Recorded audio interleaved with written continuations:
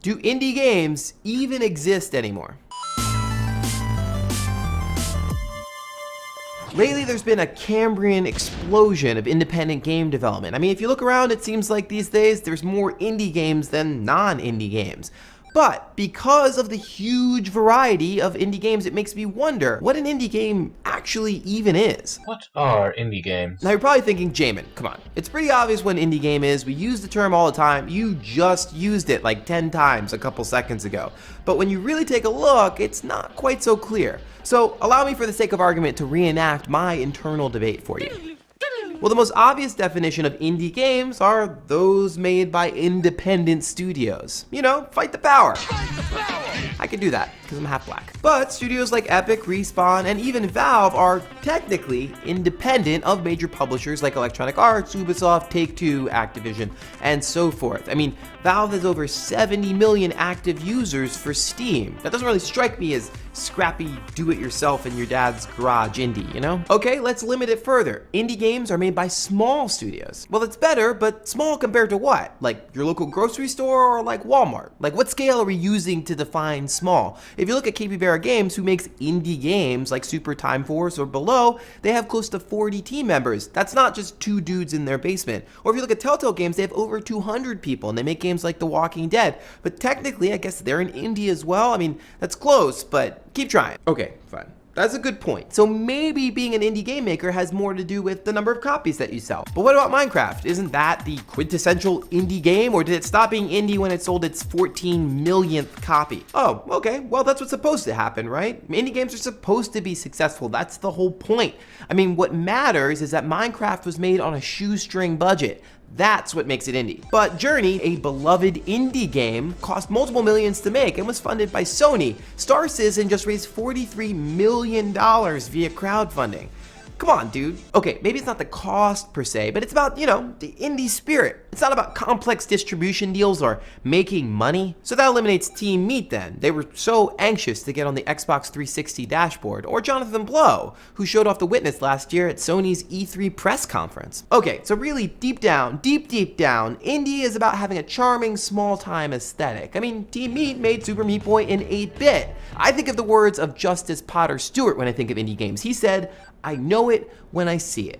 He was talking about something else, but still, I think it applies. But Dear Esther is an incredibly realistic game. I mean, so is The Swapper or No Man's Sky. I mean, those are indie games, right? No matter which way you look at it, left Jamin or right Jamin, it's all very complicated and messy and maybe a little bit emotional. So you can understand why I'm a little bit confused about whether or not indie games even exist. Here's what I'm thinking has happened.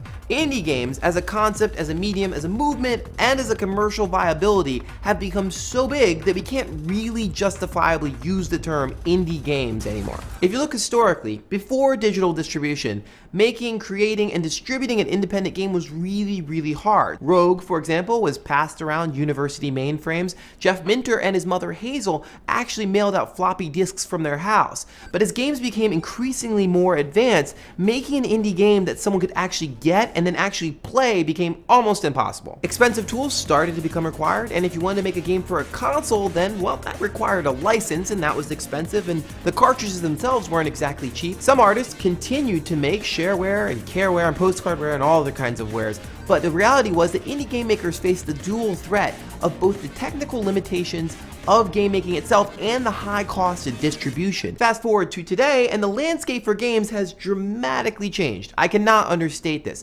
Game engines are now much more widely available, resulting in creations like The Stanley Parable or Gone Home. And with the internet now more than ever before, it's easier to get your games out to the public. So you can use Kickstarter or Steam Greenlight, publish a mobile game, or do a self-printed board game.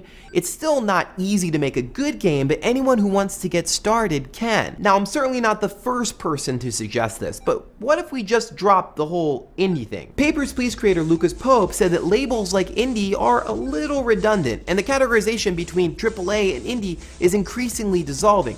This is the guy who won the grand prize at the Independent Games Festival, so I think he knows what he's talking about. And whether or not you feel this way, indie games, the label, can have some unfortunate prejudices. I mean, some people think that all indie games are 8-bit chiptune platformers with terrible gameplay that reflect on the existential reality of life. I mean, look at this lovely flower of a post on IGN, or 33% of these pollsters, or these terrible Google autocorrect results.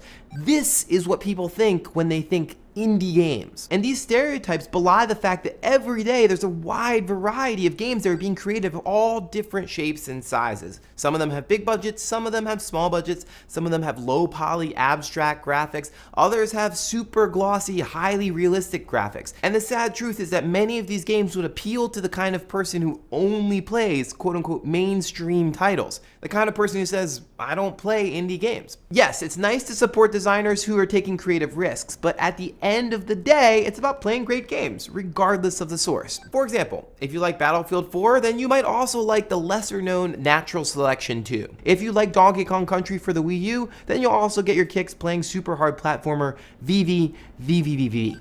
Is that right? But the fundamental problem is that liking a game like Natural Selection 2 or a game like Outlast has no bearing on whether or not you're gonna like a game like Gone Home or Dear Esther. But because of the indie label, they're all lumped together, which is ridiculous. We need to be really, really honest here. Today, the only link between indie games isn't budget, isn't team size, isn't aesthetics, isn't distribution.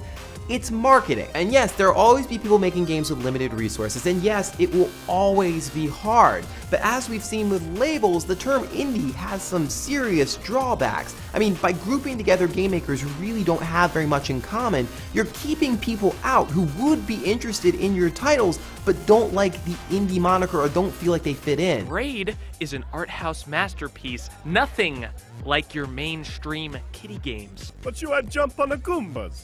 Does this look like a Goomba to you?